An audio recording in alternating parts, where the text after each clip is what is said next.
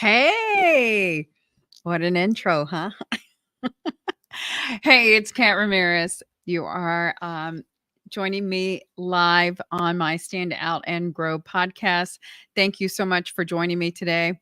I have John Lester with me today, and I'm super excited to bring him on board because in his business, we are going to be talking about. Well, I love the name of his website too. It's Attitude Selling, and I'm a big proponent of talking about selling. It's one thing that every business owner should know how to do or coach and train somebody on their team to do. So let me bring on John Lester without further ado.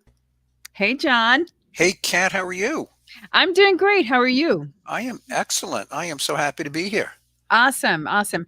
And just to preference so that everybody understands and knows, I met John on LinkedIn. So I highly use LinkedIn. John and I met and we had an initial conversation. We've been connected for a while. And then when I had my conversation with John, I was like, John, you'd be perfect for my podcast. Would you please join me? And he said, sure. And so that's how John and I connected. And again, if you're not using LinkedIn as a tool, you should be. And I'm sure John is using LinkedIn as a tool as well. I Are live you? in LinkedIn. Oh, good, good. Awesome. I'm not lying.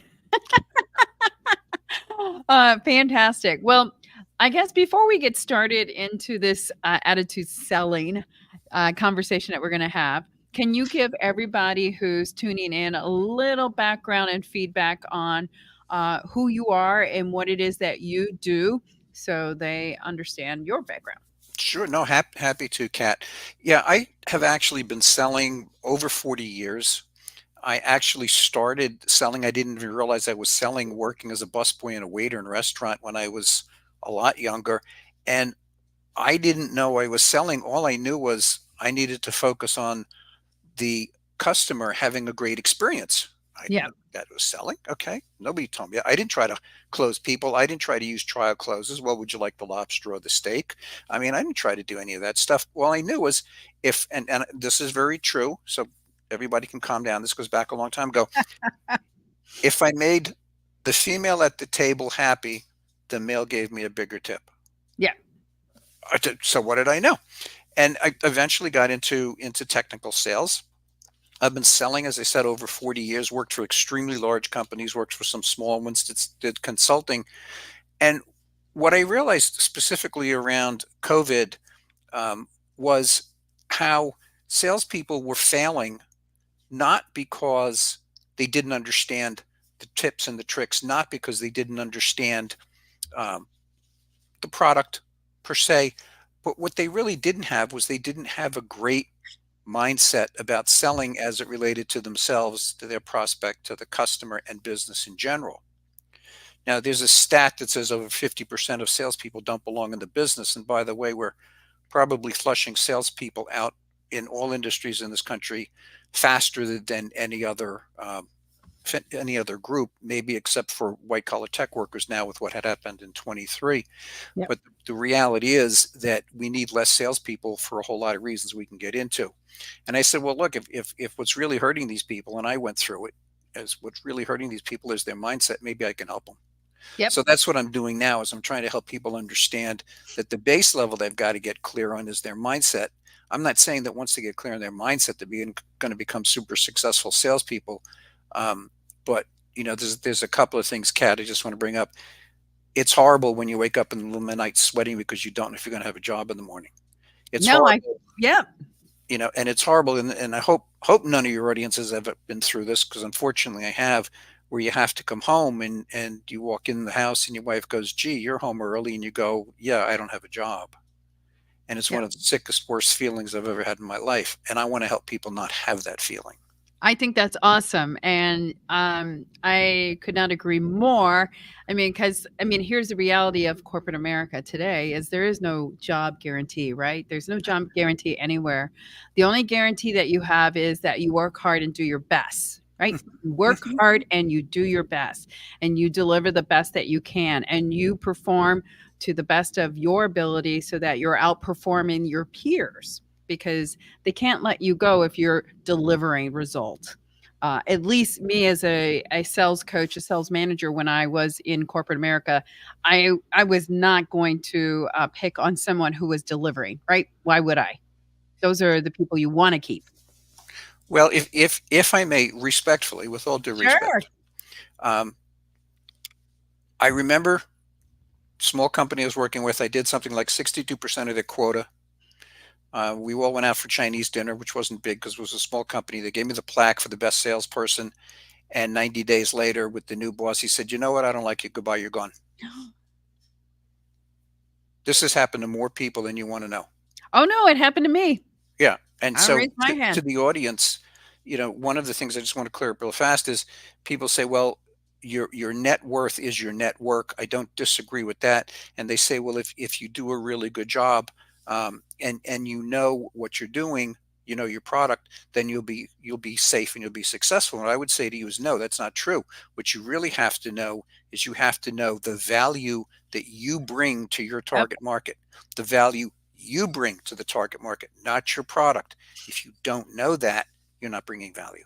I love that. I love that because I mean, this goes to the extent that I usually tell people that people buy from people. They're not buying from big companies. They're not buying from that brand. Uh, so they will associate you through those big companies, those brands, but people buy from people that they know, like, and trust. And I would even, especially in this day and age, I would actually take issue with that to a certain extent.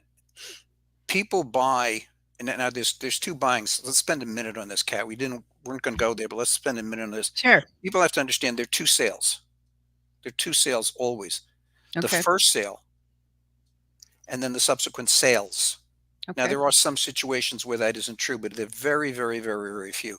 So the first time that the buyer decides to conduct a transaction with you, your company, however you want to look at it, and then the subsequent, the add-ons, the upgrades, the next deal, etc. All right. In the first case, they're not buying from you. They're buying from you as a representation of their belief that you can take them through the process of solving their problem. Yep. They don't care that you went to the same school as they did. They don't care that you liked Nirvana and went to 61 concerts in 30 days. They don't care about that stuff, guys. Get over it. It's done. They have to understand that in a highly competitive world where their job can be gone tomorrow morning when they wake up, they want to make sure that the person and the company that they're dealing with is a safe bet for them. Right. Stop trying to convince them that you went to the same school as their third cousin twice removed. Nobody cares. Sorry, it's just one of my rants. Oh, no, that's okay. Okay, so let's talk about the foundation of a successful mindset. So, Sure. how does someone do that? What are they, what is the whole process of that, or how did they identify that they don't have a successful mindset? That's great. That's a great place to start. The first thing that people have to realize is that, and if you haven't ever read any of this research, it's absolutely fascinating. And again, it depends upon who you read, but this is all science based. That somewhere along the neighborhood of 60% of your personality is shaped by the time you're something like 6 or 7 years old, Yep. and you can't really change that. And this is what people have to understand. And everything I've read says that we spend so much of our time and our money trying to change the 60%, and it doesn't work. Yeah. All right. But understand that what this means is that you are being shaped not from the time that you're in grammar school, not from the time of your second birthday, but from the time you are in the womb. Yep. Realize it or not, that things that are going on around you affect you. Okay. Once you understand that, then you can start to try to identify things that don't feel right or don't make sense. Why do I, as I'm walking up to my first call on Tuesday morning to go see Mr. Decision Maker, why does my stomach turn upside down? Why does my mouth go dry? Why do I feel I'm not prepared? Why do I feel I don't belong in the room? Yep. Right. But these are all things, and you go, oh, yeah, stop it, stop it, stop it. And then you'll spend lots of money and time with these people that tell you, well, go look in the mirror in the morning, go, I am great, I am great, I am great 61 times. Hey, it don't work. It doesn't work. So the first thing you have to understand is there is stuff that goes on between our ears that we didn't put there. We may or may not be able to change, but we can mitigate. Yep. Okay. Once you start from that perspective, then you have a chance of making some headway. Yep. I So go ahead. I was gonna say I always told my salespeople that the biggest objection was always themselves. Yeah. Like they talk themselves out of like making cold calls, or they talk themselves out of asking for that follow-up, right? They Right. talk themselves out of it because they were afraid of what they might hear. Correct. Correct. And I know you know this, and I don't know. Again, we'll back to your audience. There was a stat a long time ago.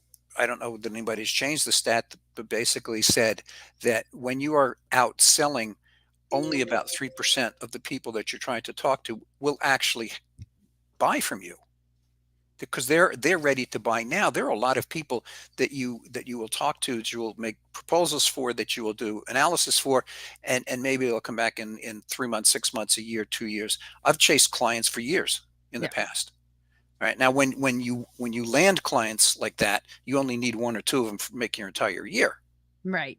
All right. But you have to understand that just because you think the value proposition is great, just because your company thinks the value proposition is great, doesn't mean that resonates with the buyer at the moment that you're trying to sell them. So calm down. Yeah. Okay. That's great. I love it. Unless everybody out there walked up to their current spouse and on the first time they met him said, "Hi, how are you? You want to marry me?" I mean, I don't think there's a whole lot of them.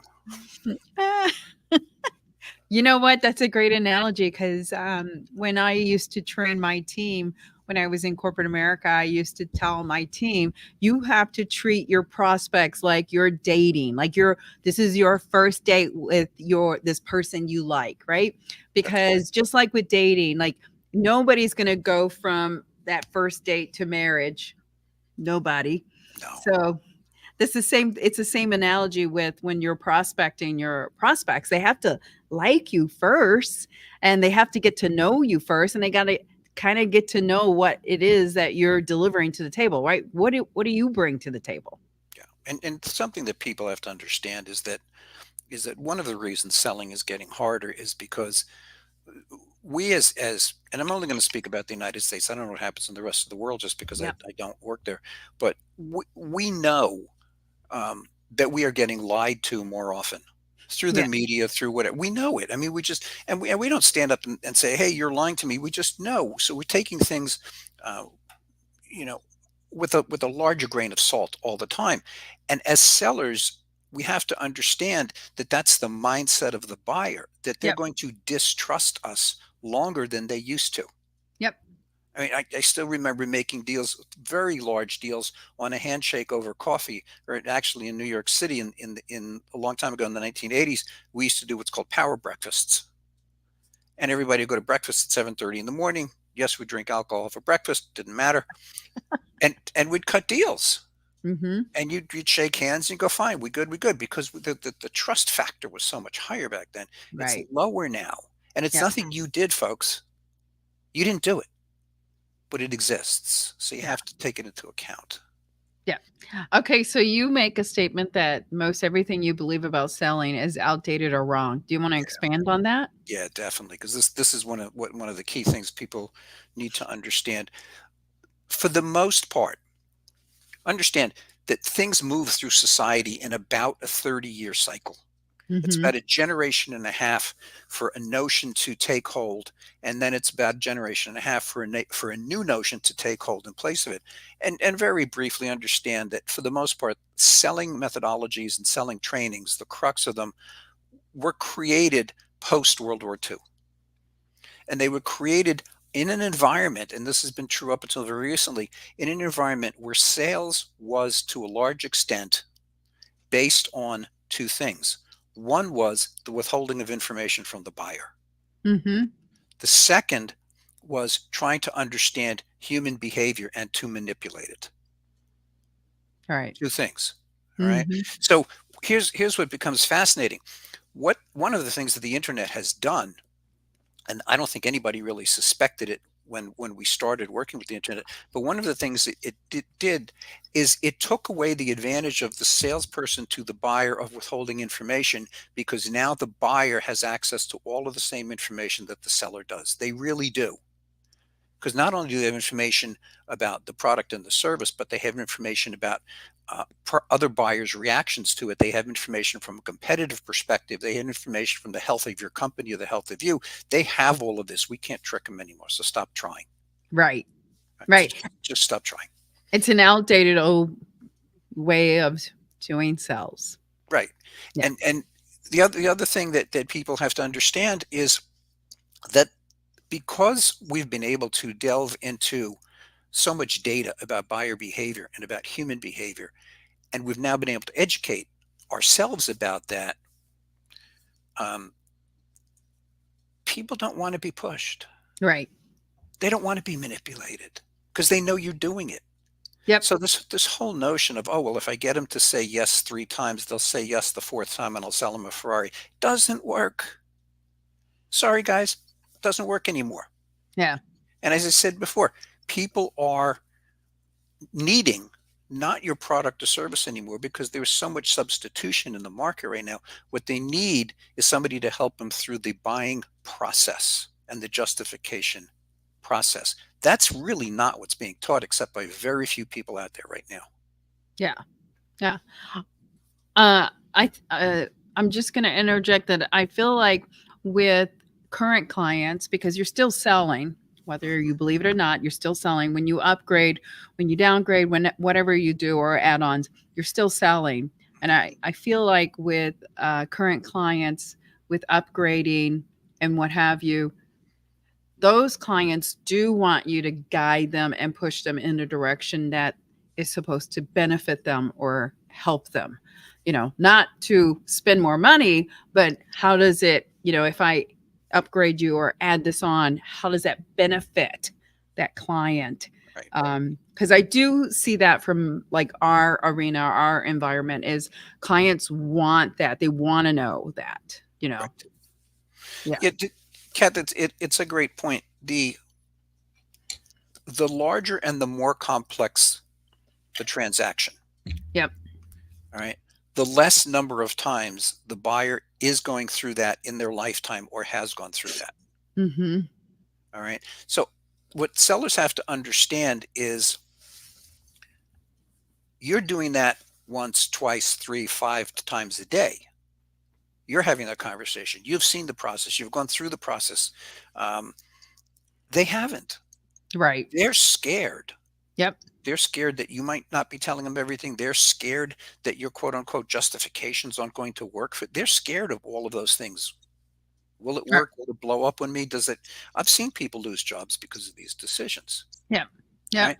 They need to understand that you can help them through that. Right.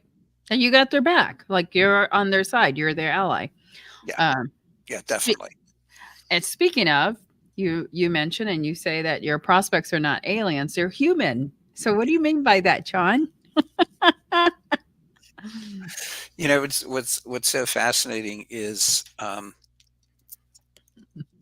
people. We all have these things that happen to us on a daily basis. We all Mm-hmm. have experiences. We all have interactions. We all have thoughts. I mean, we have something like 50 or 60,000 thoughts a day, whatever that number really is. And we walk in to the selling situation with all of this stuff in our head, and we look at the prospect and think it's a persona. Yeah. Oh, we've mapped this buyer, and this buyer will do this, and they will act this way, and they will act this way. And I'll tell this story quickly. So I got into this with a senior vice president at a firm, and I asked them a question. I said, and I'm not going to get into the whole story. I said, well, Yep. do you ever survey your customers? All right. He says, of course we do. I said, oh, could you tell me about the survey process? Well, once a year we send out a survey, or we call them and we ask them how they think of our service. I said, great. So let me see if I understand something.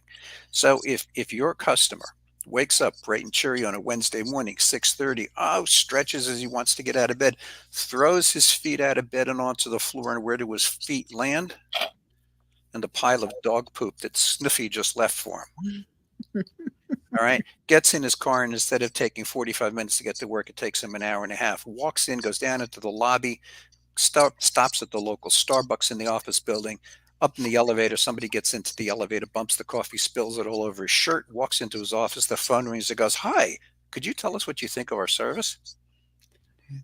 What Right. do you think? What do you think he's going to say? I think he's gonna be angry, and I think he's gonna have a bad attitude because he had a bad day.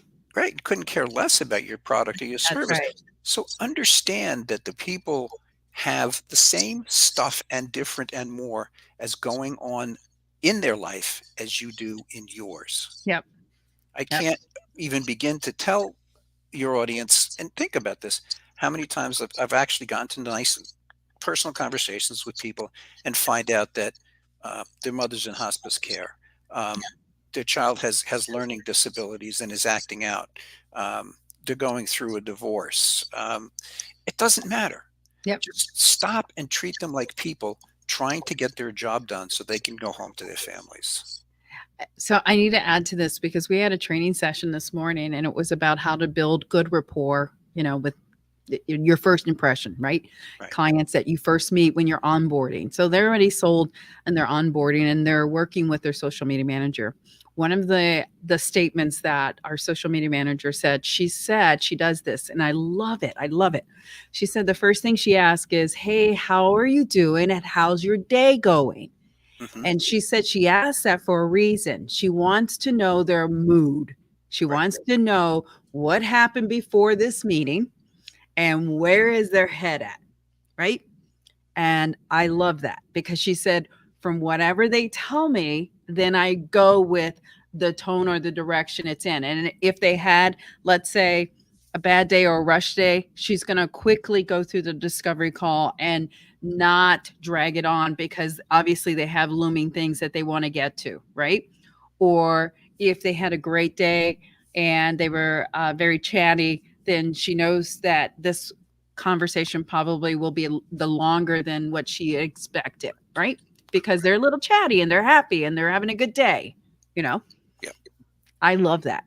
No, it's true. I try to counsel my folks that are selling to audiences as opposed to individual.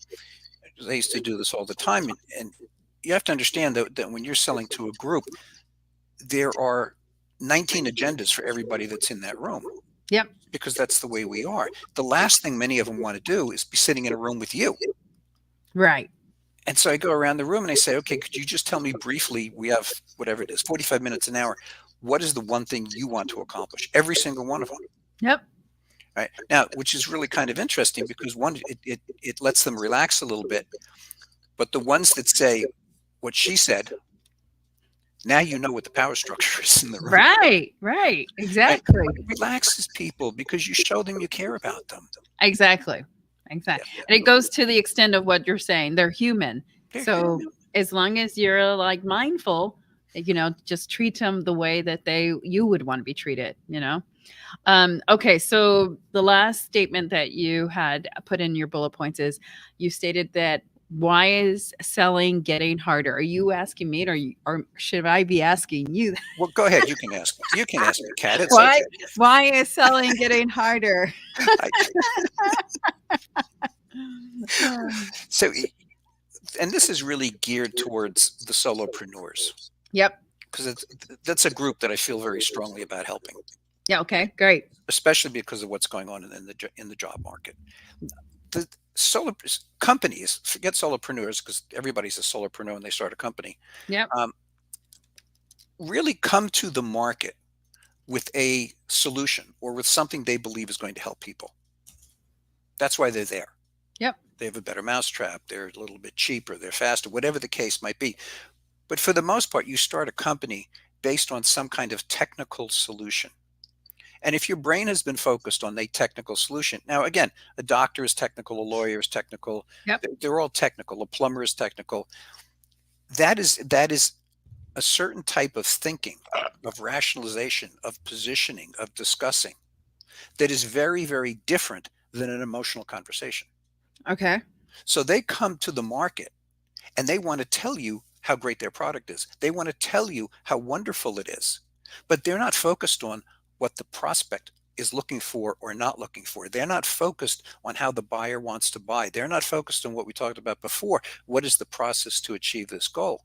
Yeah. And it's very difficult for their mind to make that transition. Some of them do, but so many of them don't. Yeah, but I've got the best technical solution. Yeah, but you don't understand. The buyer doesn't care. Right. The buyer is buying certainty. And I refer everybody to this. Look up Tony Robbins' six prime motivators, because I think he did a better job of this than anybody. And when you look at that and you start to understand that those prime motivators are internal to the individual, internal to the buyer, they're emotional. That's what they respond to, Yep. not to the product. Yep. There's been enough research that says that the initial decision to buy, this is really interesting, the initial decision to buy is made in the first 4 to 6 minutes of the interaction. And the rest of the time is the buyer figuring out if they want to talk themselves out of that decision. Right. Subconscious. So the solopreneur walks in there and says, I've got the greatest thing since sliced bread. You need it, blah, blah, blah. And the buyer's like, whoa, wait a minute. I don't want to deal with this person. Right. In fact, I just want to highlight this one other way. If your audience watches Shark Tank at all, which I think is a really interesting study in Yep. human behavior, and watch and especially Mark Cuban does this, and he senses that he's not going to be able, actually Damon does it too, senses he's not going to be able to get along with the entrepreneur. Yep. He's not discounting them because of the price. He's not discounting Right. them because of the product. He discounts them because they doesn't have the emotional Yep. match. Yep. So selling is getting harder for that reason. Selling is getting harder for all the reasons I said before, because we're understanding more about the buyers. Mm-hmm. Technology is understanding more about the buyers. So if you don't look at selling as a single action, but look at selling as components, and I'll quote Dale Carnegie's approach, but everybody's approach is the same. Sale is comprised of attention, interest, desire, conviction, and close. Those are the 5 steps in selling. Now, a lot of people take the last 2 and they call them action. But again, attention, interest, desire, conviction, close. All right. What we've done with technology is we've started to chew away at the lower levels of each of those. Mm-hmm. So now we need less salespeople. Now we're less willing to pay salespeople. Now we're figuring out how to close people faster without ever bringing in a salesperson. So the need for the field is decreasing, but the need for good people that can operate at the high end is increasing, and we can't find them. Back to why? Because everything that we've been told is outdated or wrong. Right. Right. So Now, you want to stay in, upgrade your skills. well, I mean, here's the thing. At the end of the day, and I think we had this conversation before, every solopreneur, every business owner has to have selling skills. They have to have that as part of their business. If they don't have it as part of their business, I mean, I can predict the future for them. I can predict it. It's going to be non-existent, because if you don't feed the pipeline, if you don't feed your business, you're never going to have clients, right? It's not going to magically happen, I guess is what I'm trying to say. Right. Clients don't magically come to you. No, they will come to you, but they will come to you if you have done a good job of seeding the field, of planting the seeds properly. They will Yeah. come to you. But for you to sit back and say, oh, I'm just going to talk about my product and never understand the buyer, I'm sorry, you might have a rude awakening. Yeah. Yeah. Absolutely. So then let me ask you this, and keep it in the perspective of you're a sales expert. So when people do social selling, because there's a lot of social selling going on now, okay? Like because you talk about relationship building and then selling and how those align, and they should be in alignment. But in social selling, people like, they don't social sell, they are spamming people, and they're just like in this email, right, to people on LinkedIn. And to me, that's not social selling, that's spamming like you would in an email marketing campaign, right? Yes and no. This is really good stuff. Yes and no. For the most part, when I was selling very large systems to Fortune 1000 clients, I needed 1 to 3 clients a year to blow through my quota. Mhm. All right. So within a client, um, take a large insurance company, maybe there were 30 people I had to interact with. So if I'm doing three, that's 90 people I have to interact with. So I only have to think about 90 people. Yeah. Today, the market for most of us is something what 2.5 trillion, billion, 2.5 billion people, whatever the number is. Mhm. Take the world population because that's the fascinating thing about the internet. So if somebody, but I don't know that most people think about it, but if the fact that you show pictures of Maseratis and Ferraris and money, and we know if you get the result that you're looking for by doing that, then go ahead, do it. Yes. All right. But understand you're not going to resonate with everybody. Truth is, most people need a handful of clients, Yep. especially solopreneurs. Right? Unless you're selling widgets, and then if you're selling widgets, there's no interaction anyhow. I mean, somebody that decides that their selling methodology is to place something on Amazon and it works for them and it gives them the revenue stream that they're looking for, great, do it. Right, right, right. So what I would say, Kat, really more is understand who your target audience is. Understand how they want to buy. If you know what, if you want to be a liar, if you want to cheat people, that's your business. Right. But if that's what you're going to do, at least understand who your buyer is and what kind of buyer wants to buy like that. Yes, yeah, yeah. All right. Now, if I'm you're not getting those results, then yeah, listen to Kat. Stop doing it. Well, because I'm under the impression of like social selling is like networking. And if people don't make the correlation, then they're going to miss the mark. But in networking, right? In networking, which is the old fashioned way of selling, that's back, we can go years and years and back how, because I did that in the beginning of my sales career, is I would always go to networking events and, look for my prospects, right? Because that's your room of people who came together who are of the same minds, right? Your Right. meeting of the minds. And if I had gone to those people and walked up to them and did the email that I got in LinkedIn from their social selling and say, "Hey, I'm Kat Ramirez. I have hashtag social buzz. It's $99 a month. First 30 days are free. Can I sign you up now?" I wouldn't do that at a networking event. People would run from me. As I say, unless it's working for you, Unless it's working, great. But if it's not, but it's not. think about the person on that side receiving it, because that's how I see it, you know? And no, I agree with you. And here's another one that's really interesting. Using your example, um, when we used to go to networking events or trade shows, I used Yep, to do a lot of yep. trade show Those stuff, 2, right? yep, I could bring between 500 and 600 people into my booth in 2.5 days. I really could.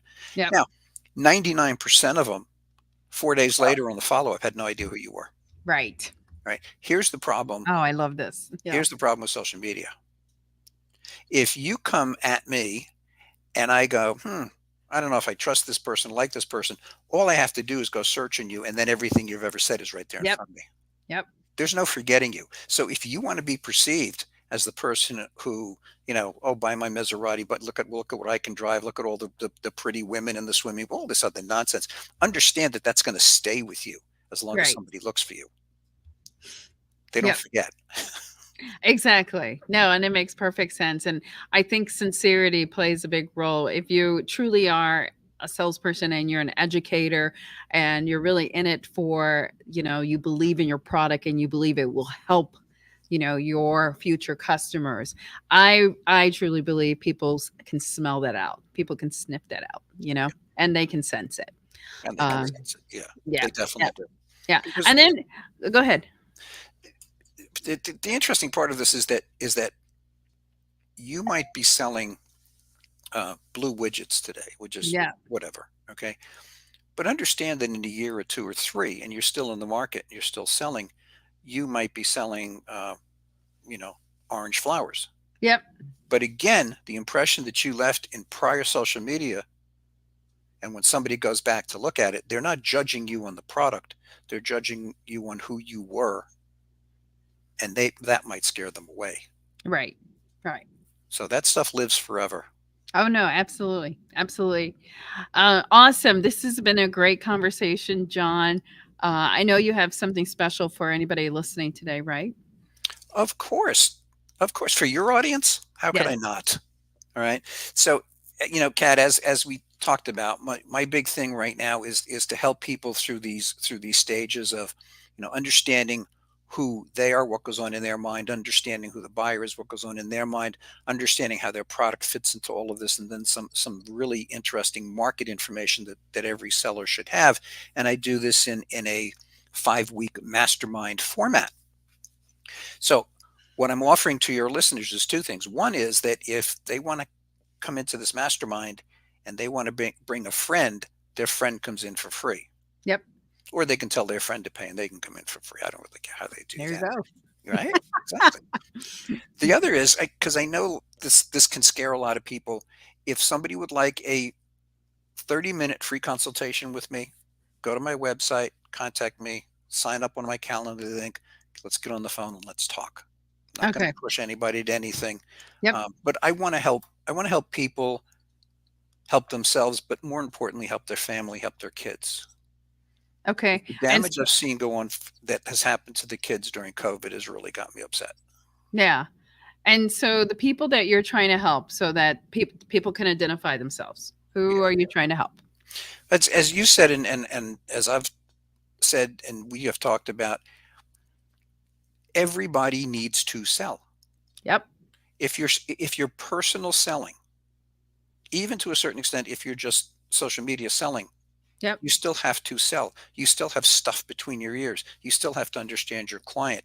So it really is just about anybody. I don't really care what their business is. Yep. All right. Solopreneurs have it the toughest because it's the amount of time they're going to have to spend doing it. There are a lot of what I call professional salespeople out there that simply aren't making it. I Yep. mean, the percentage of quota attainment in this country is decreasing every single year. It's amazing. What's wrong with those salespeople? We spend in excess of $2 billion a year on sales training. I don't think it's working. Right. Okay. So it really doesn't matter. You have to sell. Come join me. Awesome. Fantastic. Well, John, thank you so much for spending over a half an hour with me today. I appreciate it. And the information you shared is very valuable. Thank you so much. Thank you. Thanks, John. Take Thank you for joining me today on my Stand Out and Grow podcast. Again, connect with John on LinkedIn, John Lester. Sign up on his website. And if you are just now catching this live podcast, just hit the rewind button and catch it from the beginning. Lots of great information on attitude selling and how John really wants to help anybody who's struggling with selling. It's his mission. And he really wants to help you take it to the next level. Or if you're not doing it at all, you really need to talk to John because it really should be part of your game plan, especially going into 2024 if you want to grow. It's a great plan to have. Until next time, you got this. I appreciate your time, and I will see you next week.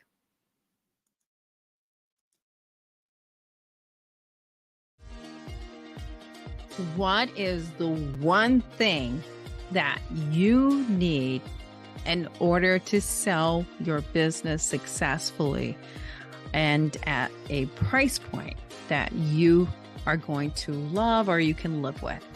So, in order to sell your business for a maximum value, you need to have three good years of accounting and growth. Hey, I'm Kat Ramirez, CEO and founder of 10X Business Broker. If you need help or if you need someone to give you a business valuation, reach out to me and connect with me. I am happy to help you out. You got this.